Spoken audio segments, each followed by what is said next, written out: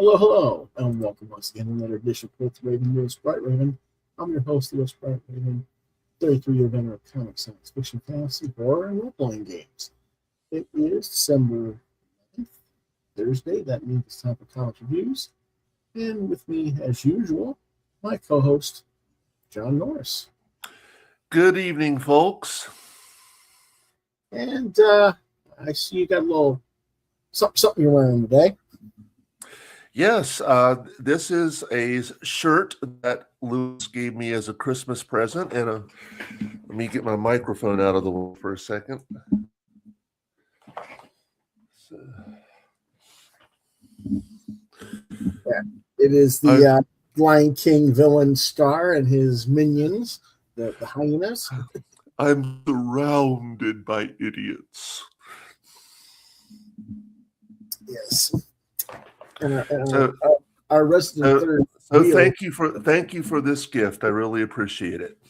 Yeah, I mean, Scar is one of your favorite Disney villains of all time, so I figured, it was something you didn't have. That's true. Yeah, so it's like, hey, got to get you something you didn't have for change. All right, this episode of Quoth the Raven is sponsored by Scratch and Spin Records, Comics, Movies, and Games, located in West Columbia on 513 12th Street across from the Zesto's restaurant. Their holiday hours this year will be Christmas Eve, the 24th, from 10 to 2. Christmas Day, they'll be closed. New Year's Eve, they'll be open from 10 a.m. to, I think it's 5 p.m. Yes, and then New Year's Day, January 1st, they'll be closed. And a week from Saturday, the 20th, they'll be having their special Christmas sale event. I'll be their guest artist, and they'll also have Elvira cosplayer and Lynn Powell as Elvis Stitch as their cosplayer guests from 12 to 3, and the store will be there open from 10 to 7 for a special store-wide mega sale from 10 a.m. to 7 p.m. And even though I'm only supposed to be there from 10 to 3, I'll probably be there earlier than that because I usually am. But if you're in the Columbia area and you want something specific by next week, email me at my address. Let me know what you want so I can have it ready, or have something that might be what you like ready before the show.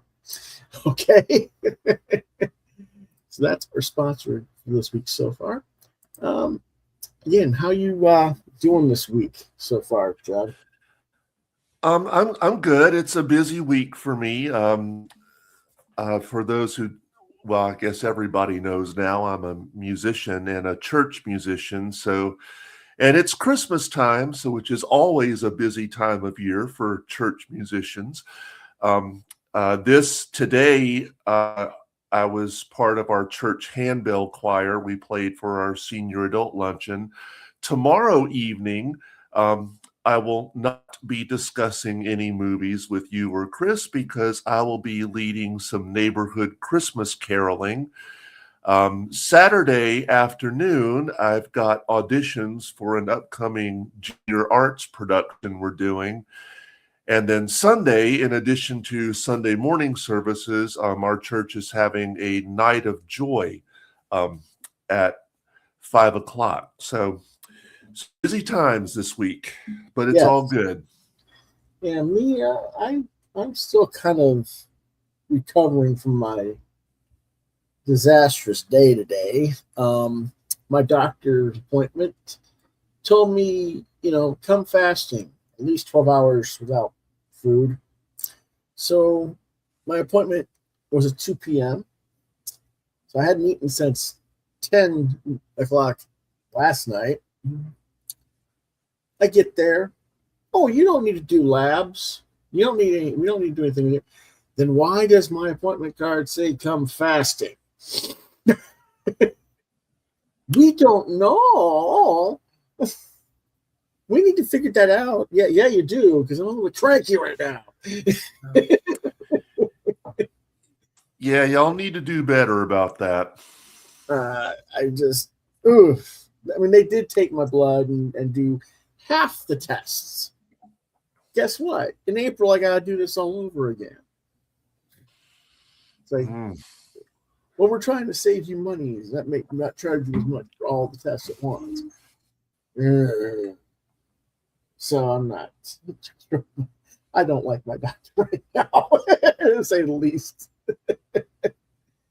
Oh well, but yeah, it's just one of those days. So if I'm a little bit out of it or a little bit crankier than usual, that's why. Even though I have eaten since then, it takes a while for your body to adjust when you're a diabetic, and you haven't eaten, and it's just a mess.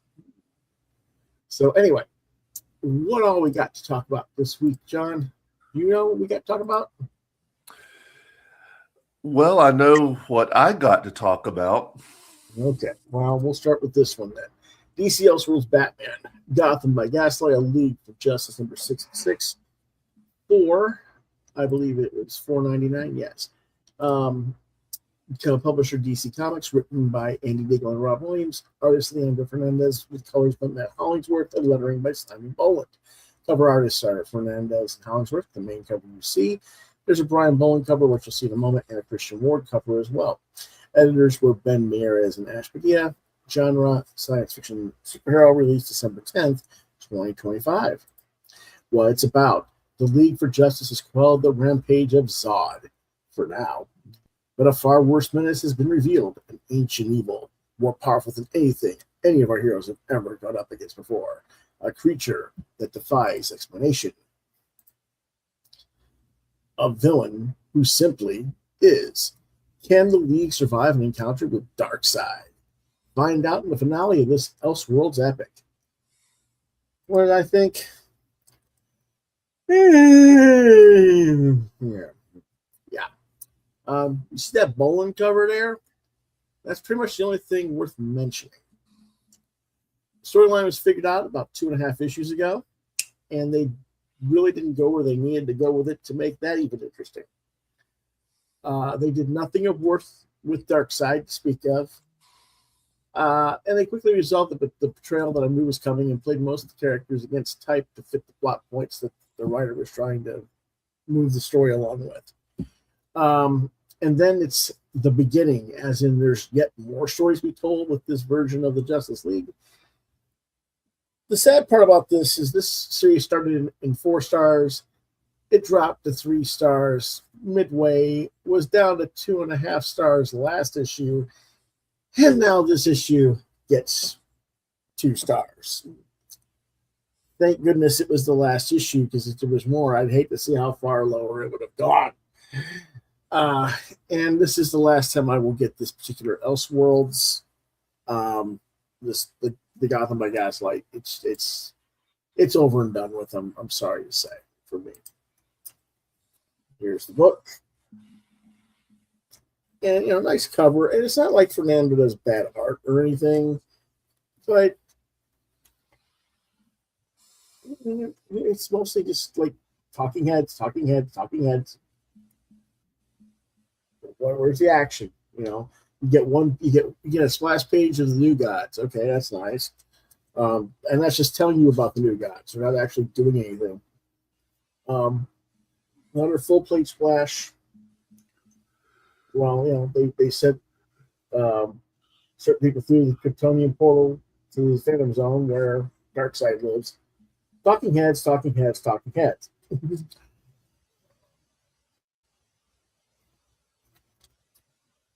What do you see, John?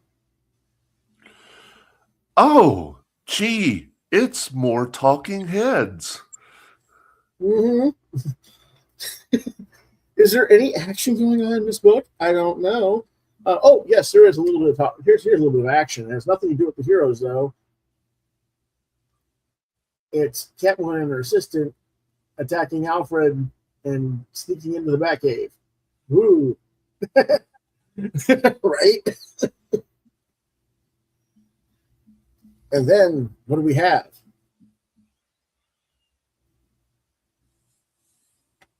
Talking More, heads. more heads. Yes.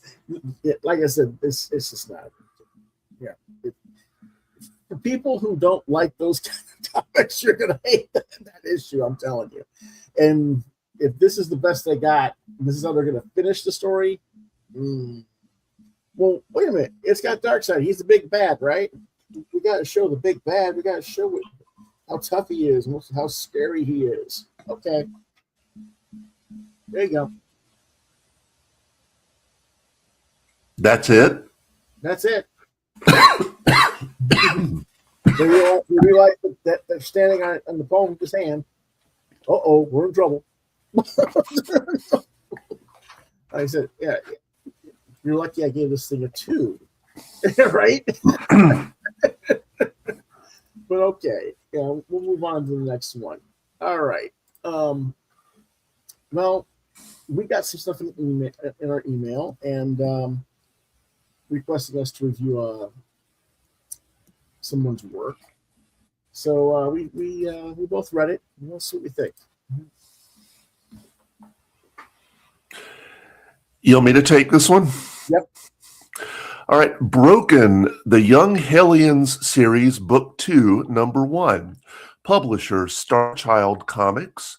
Written and created by Braxton A. Cosby. Artists are Ram Silva on pencils and inks and Julio Rojas Caballero on colors. Lettering is Julio Rojas Caballero. Cover artists are Silva and Caballero.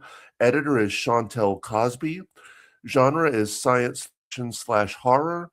Release date, we think it was 2022. What it's about. In a post-apocalyptic world, humanity has largely been decimated. 2 groups of humans, the Alphas and the Echelon, a scientific resistance force, are trying to survive the infected hoarders who are zombie-esque. But can the 2 parties put aside their differences and learn to trust each other? Or are there too many deceptions and too much mystery for them to overcome their issues? If they can't figure it out, they won't last long. Okay, so full disclosure, before Lewis sent this to me to read and review, I had never heard of this series or the creative team or Starchild Comics for that matter, but also meant that I had not read the first book. Now, to my understanding, the first book was actually a prose novel. So the person who asked me to review these, which was not the author, or was an agent or a friend of the writer who sent me the comics to review, asked me, explain that to me. So not only did I come to the series with completely fresh eyes, I also came to it not knowing the beginning of the story. Ditto. So apparently, an apocalyptic event has happened that has wiped out most of the population and only a small percentage are still alive. There's a group of kids called Alphas and a group of resistance fighters known as the Echelon, and they're both trying to survive a group of zombies or at least infected people called hoarders. You know, that was what I got from reading this story. It reminds me of the movie 28 Days Later, just with some powered teens and a resistance instead of the barrenness of the singular character of that movie. Not having read the first book, I don't feel like I really know who the characters are or exactly what is going on. But one thing I can say with certainty is that I do like artwork. Silva's line work is solid and Caballero's coloring is very nice. Now, I don't know if this is what they were going for, but the cover, which you're seeing right here, reminds me of the cover to Incredible Hulk number 340 with Hulk and Wolverine. I'm not really sure what else to say about the book. Knowing how the story began would probably help me like it more, but I don't dislike what was presented. Okay, that makes sense. And I largely agree with you, John. The story is a bit too in media res in the middle of the story. And it's sort of hard to follow the whole of the plot and what's going on because you don't have the earlier part of the story. Now, there's enough that you can sort of figure it out, but I think it would be off-putting to some readers, if this was just given to them, randomly, or they picked it up off the shelf thinking it's a number one. It's kind of weird. So far as the art is concerned, I'm not as keen about it as you are. There are a number of panels where I just felt like Silva was being lazy. Backgrounds are lackluster and inconsistent. I couldn't get a proper sense of how large the Resistance base was, or of the other locales. Also, having lived in Savannah, Georgia myself, I didn't feel like any of the environments that were represented in the comic represented that area at all whatsoever. It felt very generic as a whole. My advice to any comic book creators out there, never cite a specific location unless you're going to establish some specific landmarks or something that places a story where you say it takes place visually. Give your reader something to ground it where you say it's supposed to take place. I get you're trying to ground a story in something that your audience can relate to, but then you have to do the work and establish that. Like there's a scene in the story where they say they're going to go get groceries and supplies. Maybe make that area where the Oglethorpe Mall is, or maybe Abercorn Commons, or some other location where there's a shopping area. And there's multiples in the greater Savannah area. But those are just two examples. But something that is recognizable, even if it's a broken up, split up, post-apocalyptic version of it, because it's supposed to be after, a disaster, and humanity almost wiped out, or mostly wiped out. We should see something. So I was like, that kind of left me a little bit off in there. That having been said, some people might think that I'm being too harsh.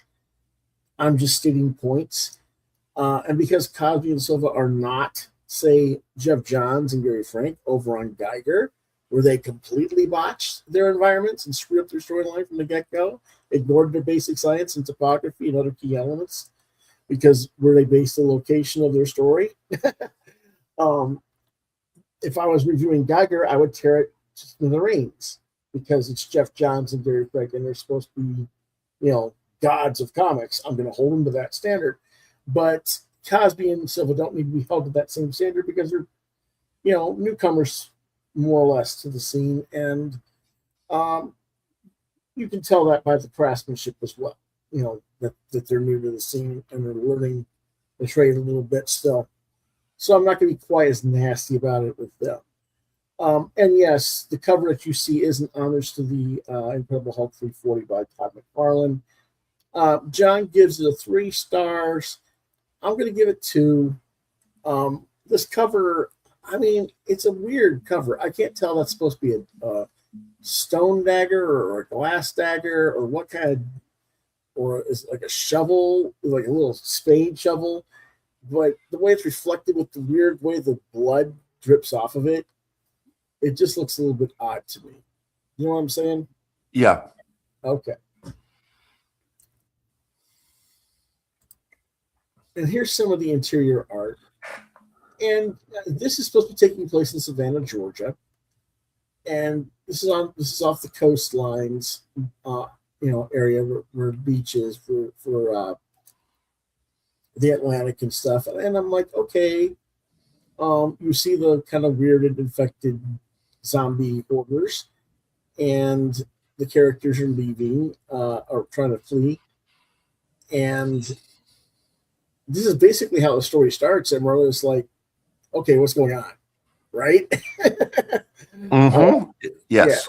Yeah. So it was like, it was a little bit odd. I sort of could get some idea, but this didn't have to be like this could possibly not be beach by the ocean. It could be marshlands because there's a lot of marshlands around Savannah, Georgia. So it could be a marshland area too. That's what I'm saying about picking your environments and figuring out and making something specific to give us an idea of where you're at makes a difference when you start stating even a generalized, it's specific yet generalized because Savannah is, yes, Savannah, Georgia, but there's a whole broad array of what Savannah is for different parts of the region of the city and surrounding areas. And then the lead character wakes up from her nightmare. And then she's with this guy who's the head of the resistance, who's supposed to be one of the deceased father's best friends. And this panel didn't make sense to me.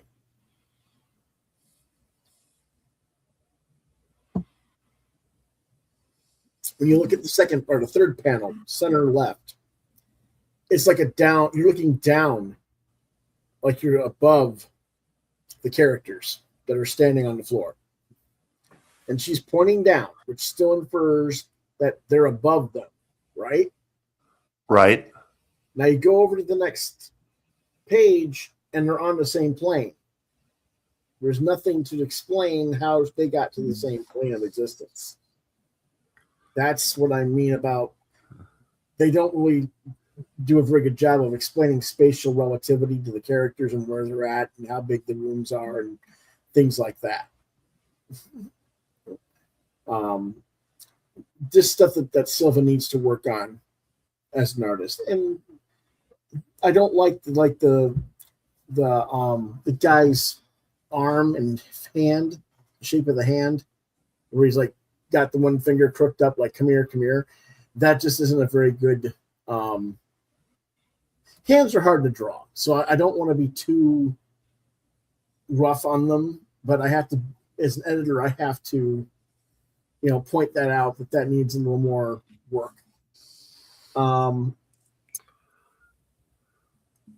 Just little things like that just need some more work, and more consistency of where things are in place.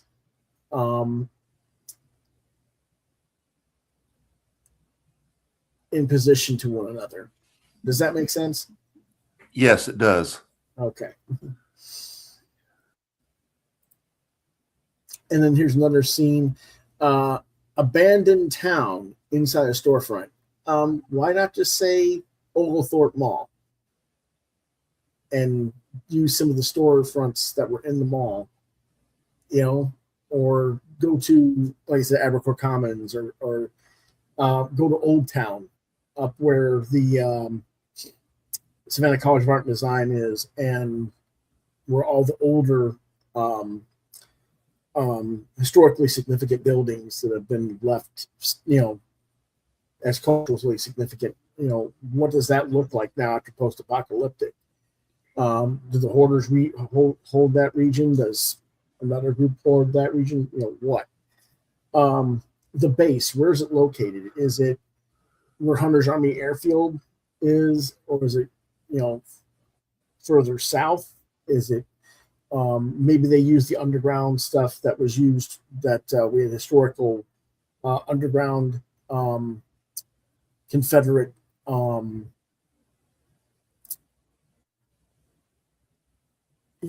bases, basically, for lack of a better phrasing. They could have used that as their groundwork and then built underground technology, and built their base underground that way. But that's what I'm saying. Little things like that make a difference and make your story more relatable and grounded in what you're trying to do for the locality. But other than that, I didn't like the character. I can't think of her name right now. But the purple-haired girl, she gets Kisa, who's the lead character's brother, out, and then he's up. Okay, but he's like, "Take my hand." Well, how's he going to take? She's going to take his hand. First off, he's young and can't pick her up anyway out of the ground. But you notice how he's got glass there? Yeah.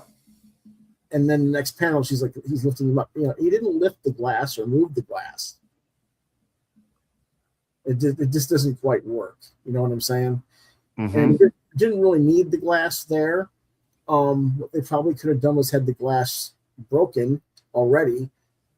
Had that bar seen those rails right there, I would have probably had them like laying across the top, and he had been behind the rails, holding him over, and he's reaching over the rail, you know, through the broken glass. Is how I probably would have done that, or told the artist to do it.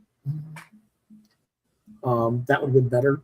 And then when you look at the phrase, it kind of looks weird because the frame, it looks like this is almost like a ceiling, but it's not, because as you can see, it's actually the side of a wall, and the window comes out. So, like I said, he has a lot of issues with his spatial knowledge of where things are and how it should look. That's what Silva needs to work on in the future.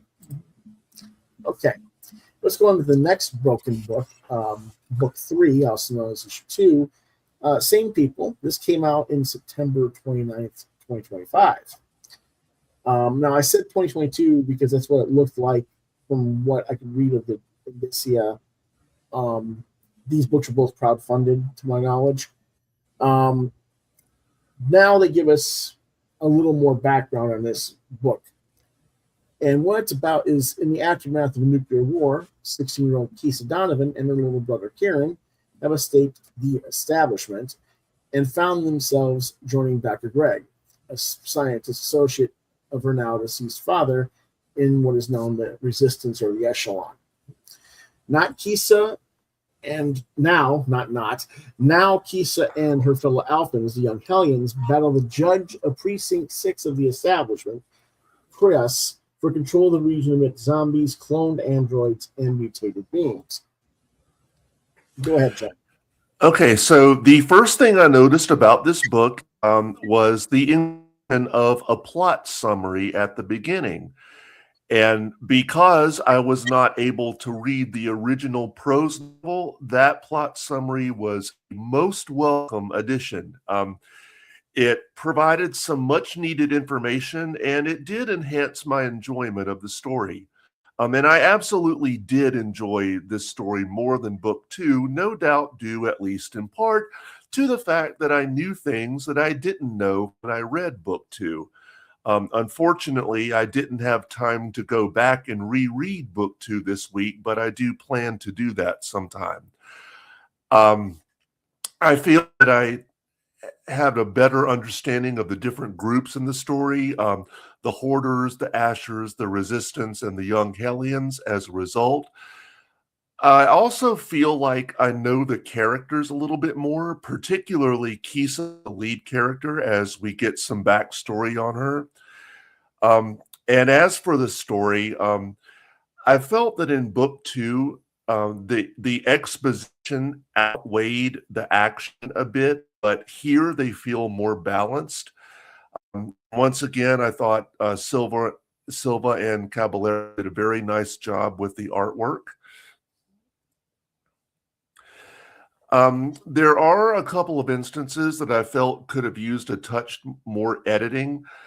There were a couple of sentences in the plot summary that I thought could have been worded better. And some of the sound effects, the wording, the sound effects just seemed much longer than they needed to be. There's also a moment where Headhunter tells Cress that the cost of doing a job will go up and she needs an ocular scrub, to which Cress replies, "That's exurbanite, isn't it?" Now, exurbanite means a person residing beyond suburban areas. And I actually had to look that word up. So I wonder if Cosby should have used exorbitant instead. Probably. Based on the context of what that panel was, yes, that's the word that I think he meant to use. So again, I felt that like somebody should have caught that, I think. Yeah, I see where you're coming from.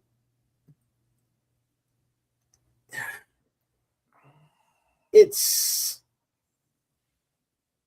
kind of the word exorbitant fits because the headhunter lives out in that beyond, lives out in that, beyond the suburban areas and stuff, and maybe needs that's something that they can't normally get in that area. It's not available to them.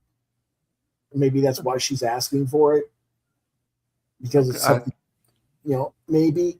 But I think exorbitant, meaning costly or excessive, would be the more correct word. Yes.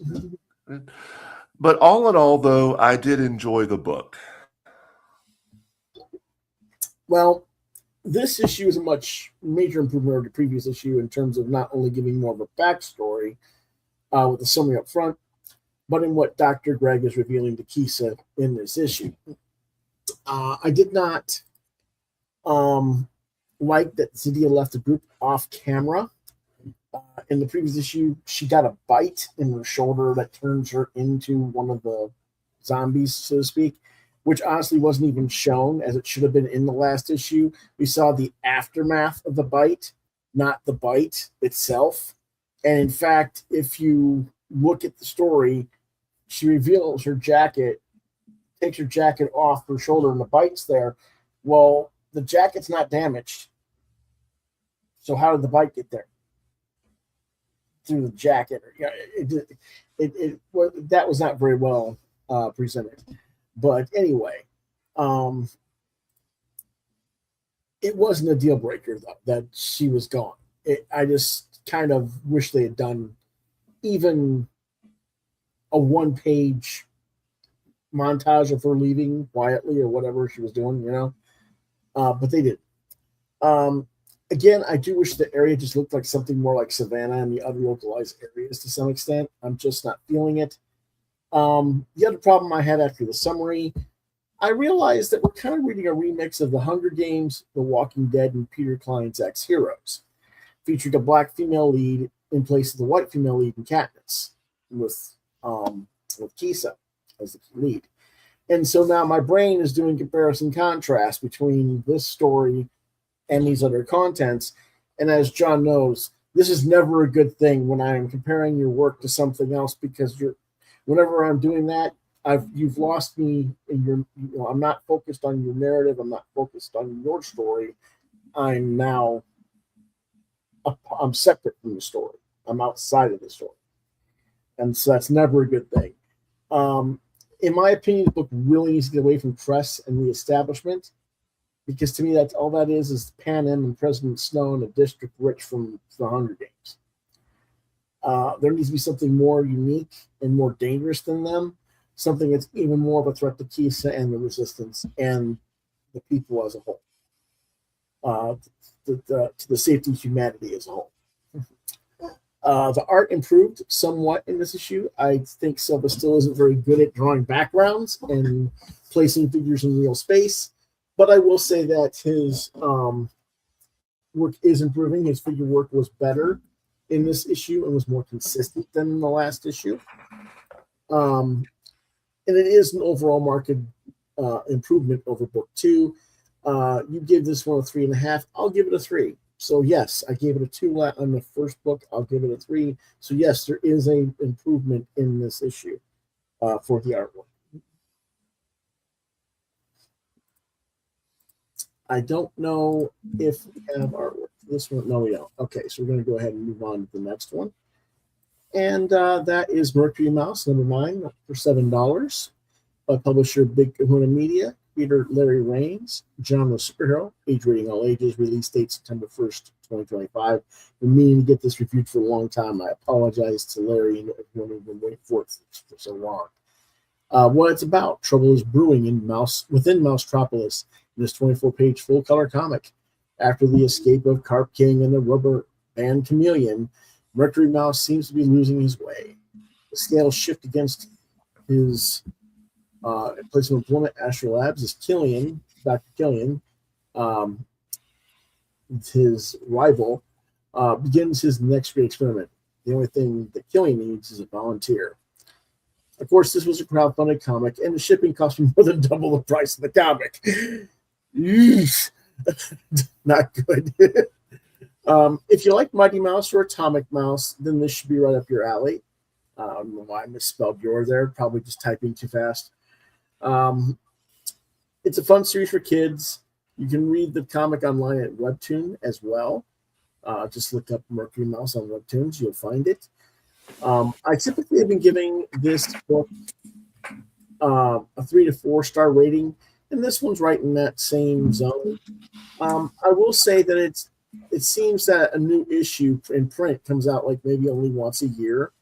So it might be better to pursue supporting him at Webtoons or Tapas, where he's there on digital comics. But I give it 3.5 stars. And let's see.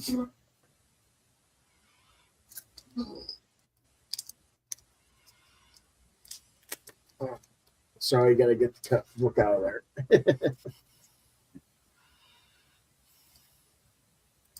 Here's the book. Kind of like the negative, energy type version of character. I like the back cover too. Yeah, that's cool. Just the smiley shark. Sharks are supposed to be friendly, but they are. And again, in a way, Reigns has the talking heads thing going on here, and his color schemes are a little bit, but this is based originally on a webcomic, and usually they don't want to get too overly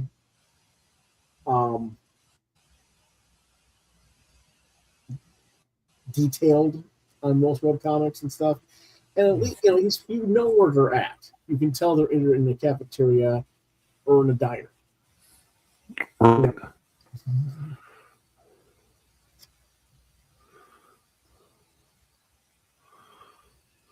You can see they're in a lab. And again, I kind of wish Larry would do a little more computer programming or design. I mean, you're in this giant lab room with all these giant things, but you only got one computer, the giant screen. There should be a few more items. Right. In a lab, but I kind of get it. A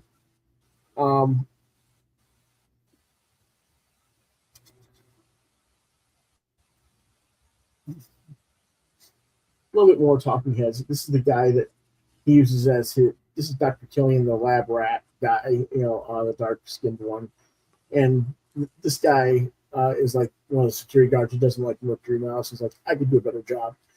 I'd like to be him. Okay, well, I'll let you be my lab rat, and that's how he becomes Negative Mouse or whatever they're going to call him.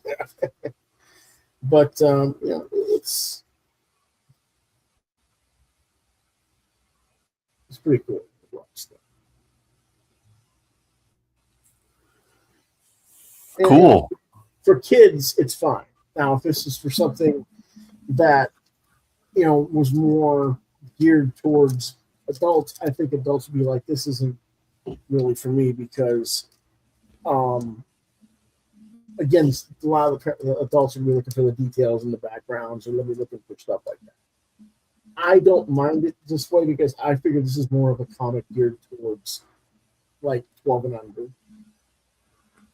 and parents can appreciate it for the all ages side if you like reading comics for kids, or if you like John does a lot of educational type work with youth. That's the kind of thing that this is for me, in my opinion. Okay. And again, I gave that one a 3.5. Our next book is Resident Alien, Book of Changes, number 4 for $4.99 from Dark Horse Comics. Writer Peter Hogan, artist, letterer, cover artist Steve Pentecost, genre media tie-in, science fiction, crime, mystery. Publication date December 3rd, 2025, with an age range of 16 plus. What it's about. With the birth of Harry's daughter, Clover, Earth will possibly be cleared to join the Circle of Worlds, an interplanetary alliance. Now all that remains is to get Earth's governments on board. good luck with that. Meanwhile, life goes on in Patience. That's the town that they live in, that Harry and his wife and their newborn child and others live. Geraldine, who's one of their friends, her baby is coming and she needs an emergency C-section. But the freeway's blocked. It's up to Harry and Asta, his wife, to just safe to deliver the baby, but they're going to need help. Now, last issue, I had mentioned that I've been reading this since the beginning. It's been around for a long time from Dark Horse. It didn't start up because it was a sci-fi TV series. The series has been around for several years before sci-fi picked it up as a TV show. But anyway, I said it was about time to stop. I've had my fill. I'm burned out. I'm done after this series. Well, apparently the creators agree with me, as there is only going to be one more story, a one-shot, as the series finale comes out in April 2026. So I guess I'll stick around to get the finale, right? Might as well. Yeah. So that being said, it's just an average book. It's 3 5. Nothing wrong with the book. It's just, there's not much to say. If you've been reading it, you get it. If you haven't been reading it, but you've watched the show, get the book, you'll enjoy it. But if you're not into it, you're not into it. That's pretty much all I can say. All right, our next book is Robo Wolf #2 from $4.99, also from Dark Horse Comics. Writer and illustrated by Jake Smith, with digital tech art by Agent Newell and pre-press technician Jay Johnson, and editors Brett Israel and Tara Mataran. Genre is science fiction action adventure, released October 29th, 2025. I can't believe it's been that long since I got the thing and I hadn't read it, because I really should have read this sooner. But anyway, age rating teen plus. What it's about. Robo Wolf and his crew have come face to face with a double chainsaw wielding foe from their past. If they have any hope of making it to General Masakov in time to pay the ransom for Robo Wolf's kidnapped daughter, they'll have to combine their radical skills and defeat this bloodthirsty monstrosity. Bullets will be fired, roundhouse kicks will be delivered, and a father's love will be tested to its limits. Jake Smith's art is just as amazing as ever. The plot itself is strong. The dialogue, however, is a real letdown for me in this issue. And after waiting 5 months between issues 1 and 2, and then sort of putting it off for another 7 weeks after I finally got the book, apparently, and then I see that the next release for the next issue is going to be until February of next year. Oi, how do you get into this book? I don't know. I enjoyed the issue. I'm just unsure why it took so long to get done. The first issue came out in May of 2025, and it didn't come out. Next issue didn't come out until October. That's very poor planning on Dark Horse's part. They should have that scheduled and have, if you got like a 4-issue series, or I don't know what the contract is, but you should at least have 3 issues in the can before you ever solicit the first issue. That's just standard practice. And so it shouldn't have been taking this long. Now, I think I know why it took long. I believe that Smith was offered some other licensing work for like Godzilla and stuff, and he went and did that, and he couldn't handle both, so he took the Godzilla book because he figured it would sell better as his priority. That's his decision on, but that hurts his brand on this book, which is a shame.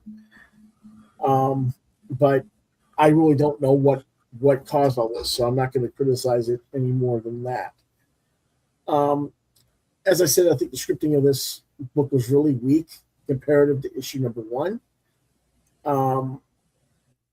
The dialogue was a letdown, especially from the villains. I'm still getting the whole series. I just hope that Smith sort of rebounds off of this issue, because it was not his best performance. I actually gave number 1 a 5-star rating back in May, and I cannot come anywhere close to that on this issue.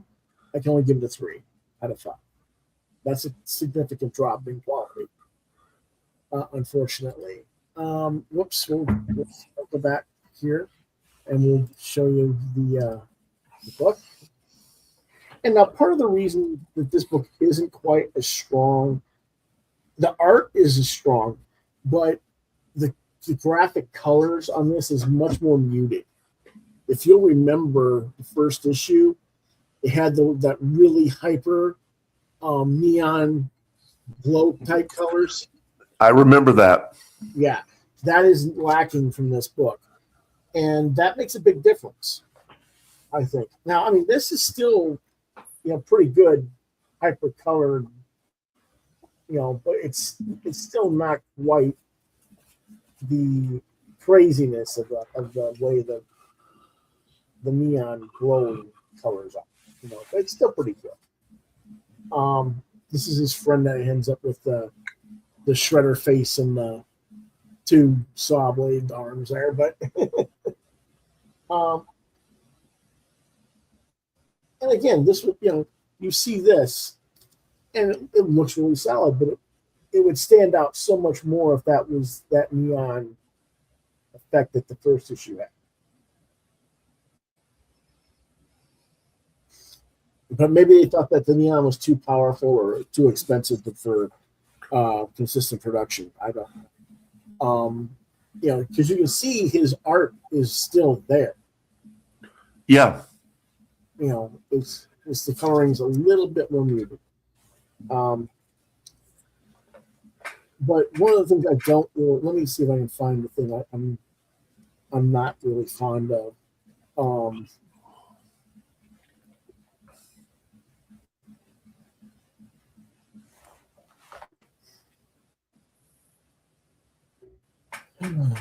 Okay. Pardon me for some extreme graphic violence. He cuts the guy's head in half, and he's talking. No, he shouldn't be talking.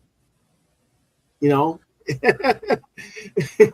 should be no words coming out. That's an editorial thing. It didn't need to be there. And the same thing, the guy's commenting about his neck being twisted all the way around to the other side.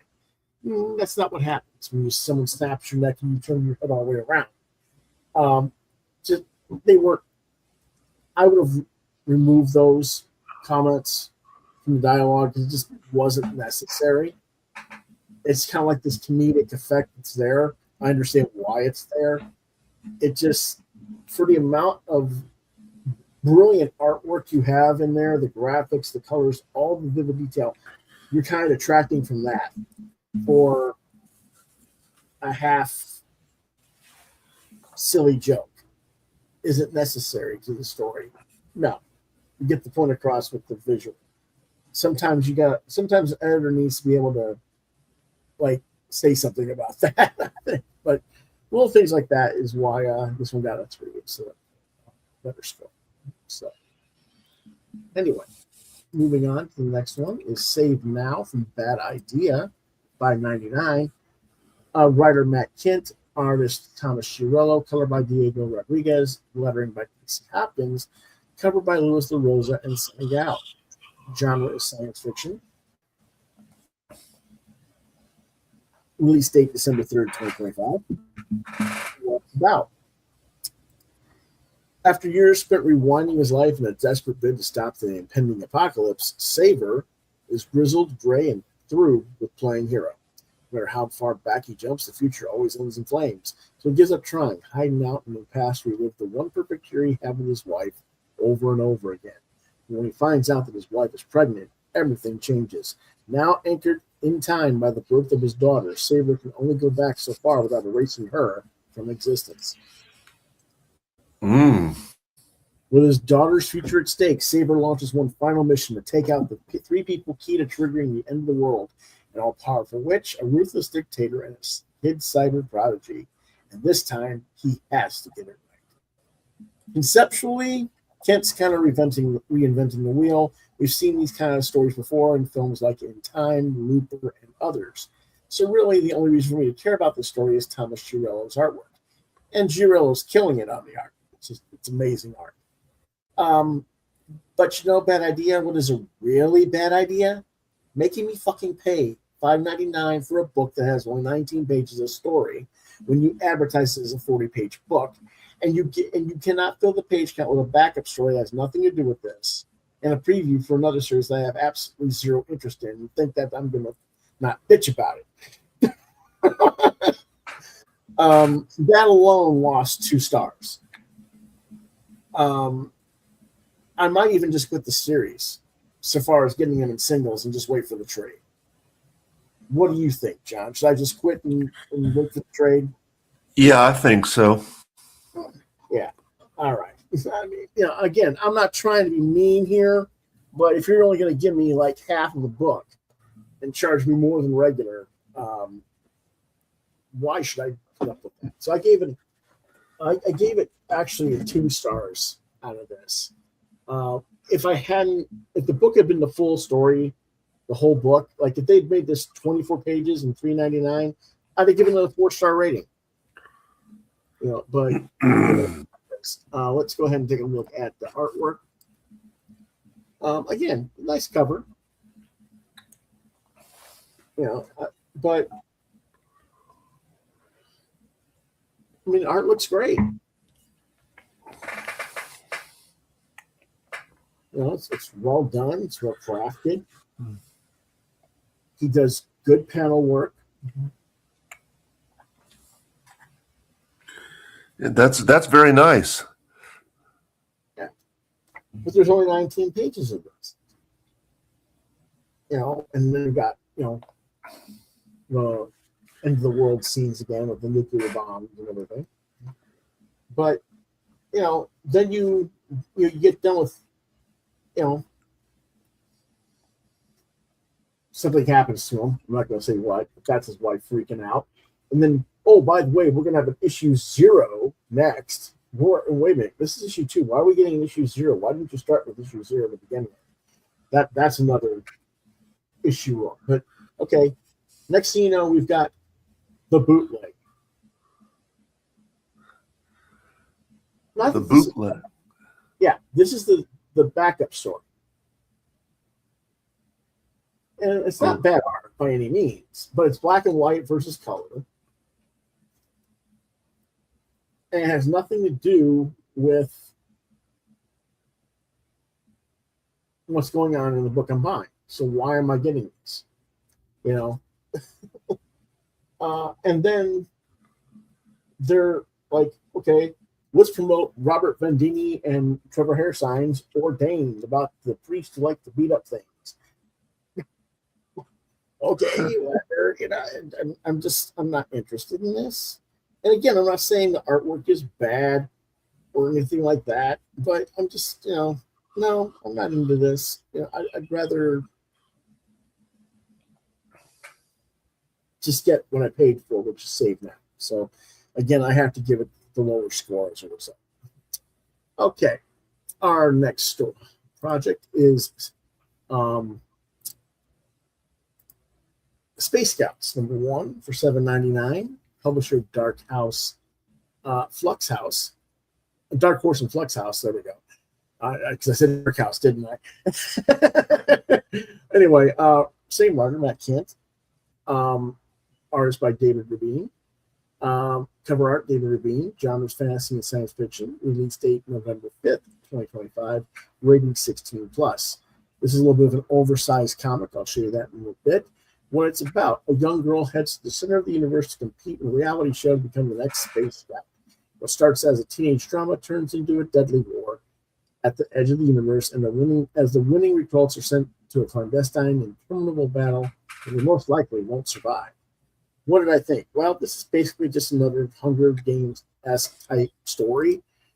With the lead not wanting to even win the competition because they sort of get the idea that something isn't quite right.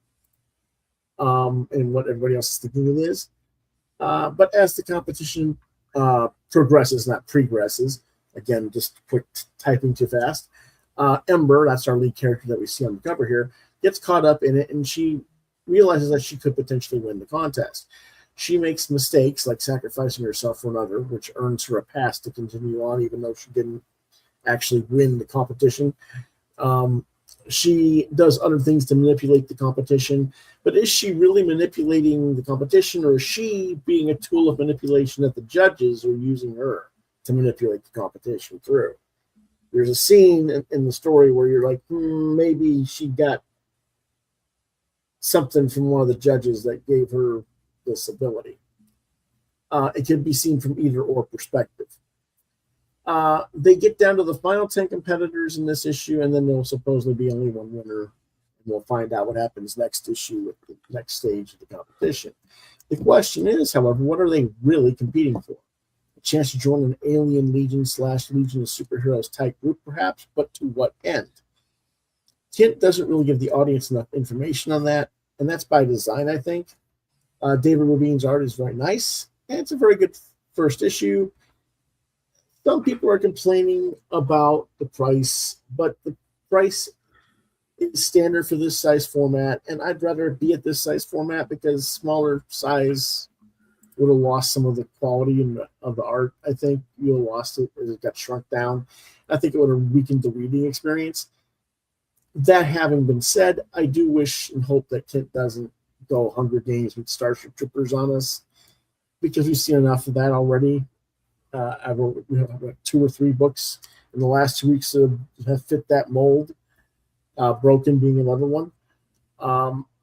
And there's more to this concept than what seems to be present so far. At least there is potential, in my opinion. Again, it's a good start, but it's only a 3-issue series, and that's a pretty taut storyline. But we'll see what happens when issue 2, which is scheduled to come out next week, arrives. I'll be happy to review that. I give this one a 4 out of 5. And I'll show you what I mean about it being a bigger comic and being okay for giving it $7.99. Here's your Space Scouts, and here's a regular comic you save now. Much different space size, right? So that's why I'm saying it's okay that this is $7.99 in terms of the size. Let's take a look at some of the artwork.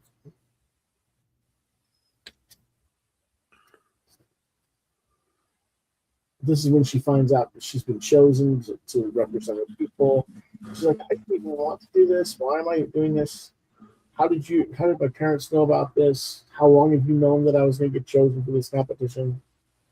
And they're all treating her like she's, the planet's best hope of getting recognized and getting, like all this wealth if she wins the competition.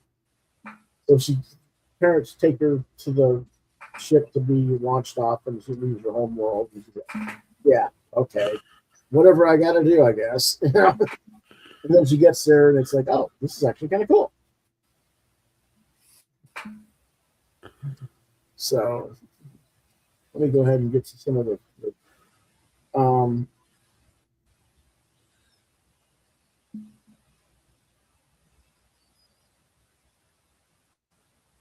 this is where she sacrifices herself for one of her fellow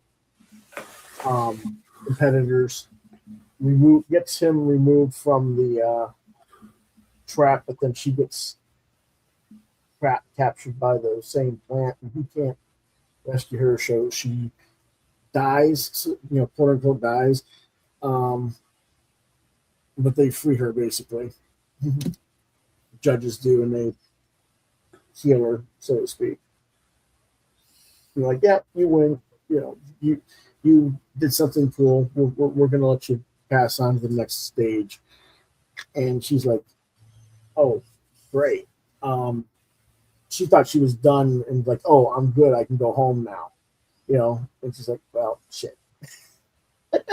I guess I'm still in the competition. So it gets pretty interesting because she really doesn't want to win throughout the story, but as it progresses. Okay, John. All right. Sorry, I've had a long day too. Yeah, I know. We're almost done. But let's take a look a little bit more of some of that artwork. All right. And this is a little bit easier, brighter maybe than seeing what you saw on the screen with me holding the book up. I don't know. But, pretty good artwork by Rubin. Okay. Before we do Yuletide, we've got our throwback book. Our throwback book of the week is the 4-issue miniseries. I got to get them out here. Strange Adventures 1 through 4. And of course, one of them just slid away. Number 3, okay. This came out in 99 to 2000 from DC Comics. Little anthology series. And I got these mostly because when you start out with Brian Boland doing a book, you know you're going to be doing pretty good, right? Mm-hmm. This first issue has a story by Brian Boland, another story by Dave Gibbons, and then the third story is by Frank Whiteley. So 3 stories in 1 issue by those 3 guys. That's a pretty strong lead-in. You know what I'm saying? Yeah. So, this was 4 issues. Each one was a little 3-issue storyline, or 3 stories per issue, anthology book to basically hold the Strange Adventures brand up.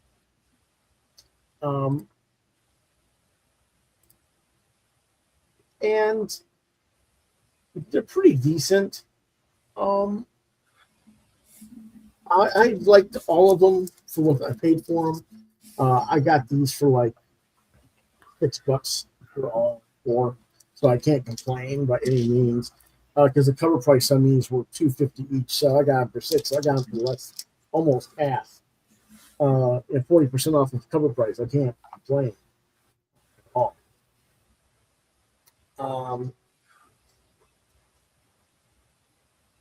Again, there's your Boland art. And I know Boland is kind of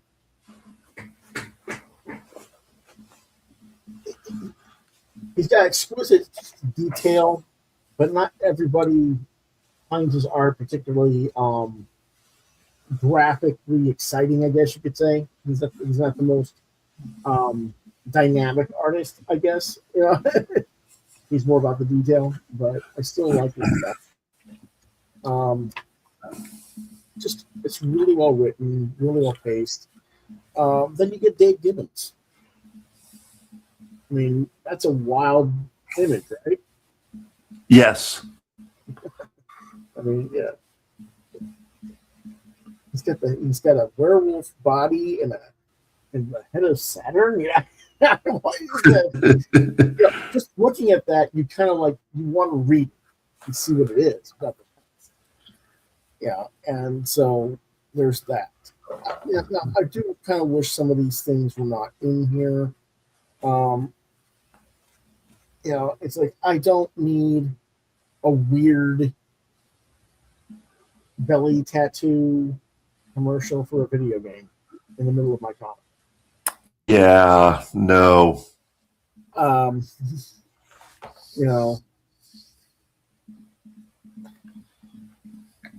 don't understand that, but that's the kind of stuff that was DC had to do to pay for these things, I guess, back in the day. I would show you some of Whiteley stuff, but there's some nudity. This is a mature reader's title.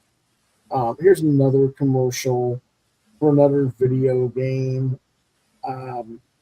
called Hybrid Heaven.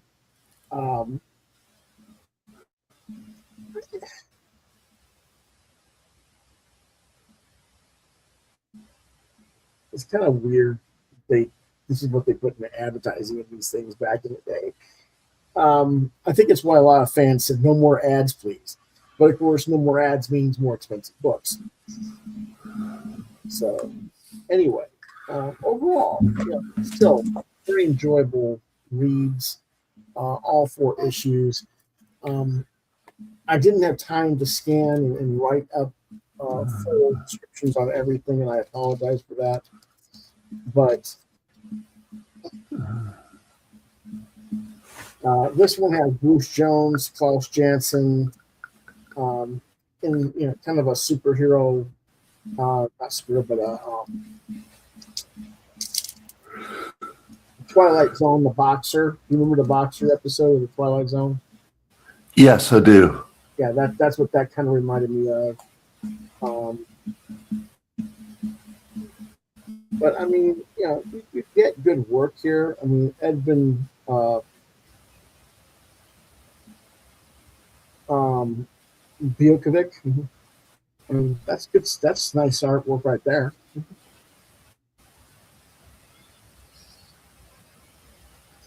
So I mean, it's not like you're getting.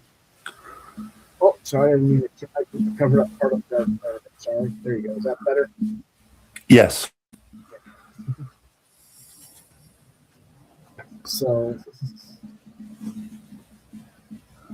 again, I kind of some of the stories are the pacing's broken up by some bad placement for advertising, in my opinion.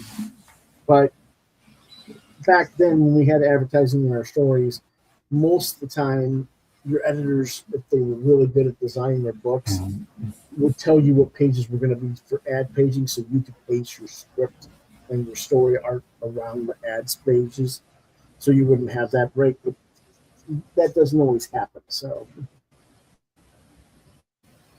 but overall, pretty cool stuff. Alrighty, I give these a 4 out of 5 for our throwback of the week. Now we can go to Yuletide, number 2 of 3 for $6.99. Publisher Oni Press, writer George Northy, artist Rachel Argano, cover by Michelle Madsen. Lettering by Richard Starkings and comic press Tyler Smith, cover by Ito. And there's a problem with that, and I'll get into it like I did last time. Editors Matt Dreyer and Jung-Hoo Lee. Genre Fantasy, released November 19th, 2025. What it's about. In the festive town of Christmas, Pennsylvania, life is a holiday feast. All year, kind of decorations, lights, shopping, all the trimmings. Until the facade is shattered by the accidental awakening of the sinister Christmas witch, Perchta, who has an axe to grind against the world that imprisoned and forgot her. She's not alone. With the help of the vicious Yule Cat and the mischievous Yule Lads, the dark spirits of the winter holiday are set to wreak havoc on this otherwise idyllic town and beyond. The only ones who can stop them are the group of misfit kings that accidentally released her in the first place. Joined by the elven warrior Erliger, who's battled these baddies before. This unlikely alliance of youthful heroes will stop Perchta and her brood, casting their darkness across the land. Well, I figured I better get the review on this caught up before the final issue arrives next week, or that's when it's at least scheduled to arrive. Perchta is a cool villainess. The author is playing up the action mythologies based on around Yule and the Bavarian mythos of Perchta, or Perched, as the goddess of abundance and the wild hunt, but sort of making her the bad girl because she was cast in the shadow, forgotten by humanity, now just ticked off and wants revenge somewhat, forsaking her true nature. And it's up to the teenagers who figure out how to stop her. Northy is doing a respectable job as writer. It's got a kind of Goonies vibe to the story that the kids are these misfits who need to save the town from its own false pretenses and commercialization of the holidays and forgetting its roots, and trying to show that what Perchta's role was and whether she's really going to be evil or get turned back to the good because she's just simply misunderstood and hurt. However, Aragano's art, while solid, Ito's art on the cover is such a complete mismatch that when you pick this book up and you see Ito's cover here, but you get Aragano on the story, I'm sorry, you just can't help but feel like you've been let down. I don't blame Aragno on this. I keep saying Argano, it's Aragno. My bad. I blame the editor. I don't think the editor should have picked Ito to do the covers on this. I think you need to learn as editors, your cover artists represent the tone and flavor of your book. Why not let your interior artist just have the main cover, and if you have to have a star cover, just let that be your variant collectible edition. It prevents the feeling of false advertising, and it gives your lead artist a cover, which most of these guys who are busting their butts guys and gals busting their butts to do the interior should get a cover, as far as I'm concerned. And that's just something that companies don't seem to be letting happen. If your artist is good enough to tell the interior story, they're good enough to be the cover artist, as far as I'm concerned. But enough of that rant for now. It's still a pretty strong book. I do look forward to seeing the inclusion. I also finally realized where I recognize her, Aragno's work from before in the past. She's the artist on Mike Birbola's Leonide the Vampire. And I liked that series, which is probably why I picked this up by the name, because I was thinking, I knew the name. I wasn't thinking about the art until after I figured out what I knew her from. And if it didn't advertise with her art instead of Ito's art, I would have been perfectly fine with that. But giving me the Ito cover, it makes me want something else. And I went back and I looked at my review on number 1 as well, and I said the same thing. So it's consistently an issue. And it needs to be emphasized. It needs to be pointed out that it's not good business. But that being said, Aragno's doing her part very well. I just think she's being overshadowed by Ito's covers, which is a shame. I'm going to give the book a 3.5. I gave the first issue a 4. Let's take a quick look at it. And again, there's the cover. And on the back cover is our friend Nick Cagnetti's new series, Spirit of the Shadows, coming soon in January. So be sure to look up that as well if you can. I don't know if you remember Nick, John. I'm sorry. I'm just really tired. No, that's all right. But anyway, here's the artwork, and you can see what I mean by the difference. Yeah. Yeah, and it's still not bad art by any means, but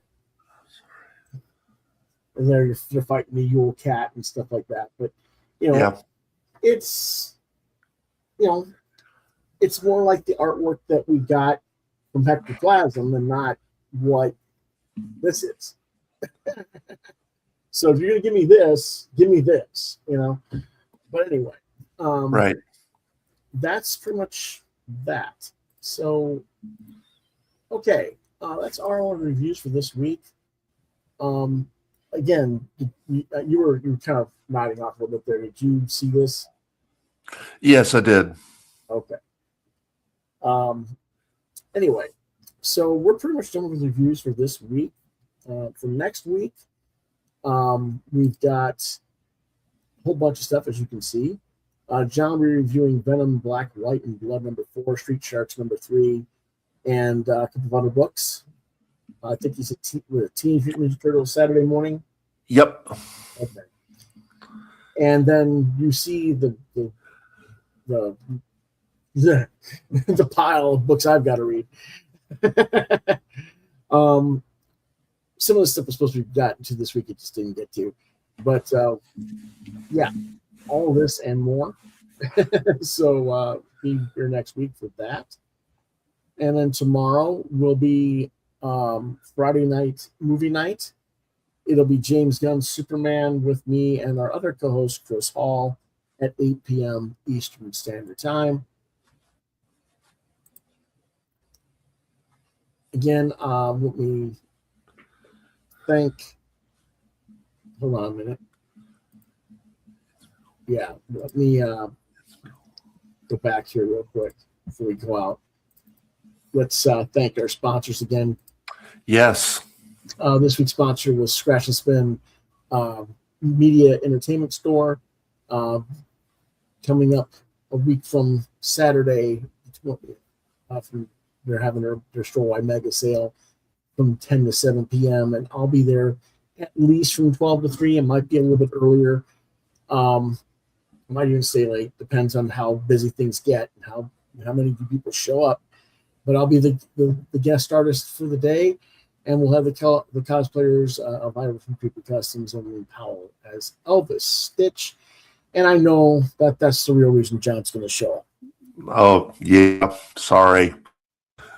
I mean, yeah, he's got to get his photo up with Stitch. Of course. Yeah. So what are you gonna wear to match with Elvis? Well, I don't have anything to match with Elvis, but I do have Stitch gear, and I have Christmas Stitch gear. Okay, so all right, I'll wait to see what you come up with then. Alrighty, man. But that's we thank Scratch Smith for supporting the channel, and we thank you for watching the channel as well. So if you want to reach out to me or John on social media, best way to reach me is at Facebook, Lewis.Brightraven, at the Muskrat channel, Twitter X at LewisBrightraven2. You can see more of my artwork at deviantart.com/Brightraven. You've been watching Quoth the Raven, Lewis Brightraven, exclusively on YouTube. Quoth the Raven, LBR72 at gmail.com is the channel's email. In fact, I'll get back to you. Try LewisBrightraven at yahoo.com. If you want to reach John, it's GrayFigaro at hotmail.com. Alrighty, folks. Thanks for watching. We'll see you tomorrow at 8 p.m. with Chris Hall and myself as we talk about James Gunn's Superman. Everybody tells me that I'm a monster, that I should love this movie. I have not looked at it yet. I'm gonna watch it later tonight.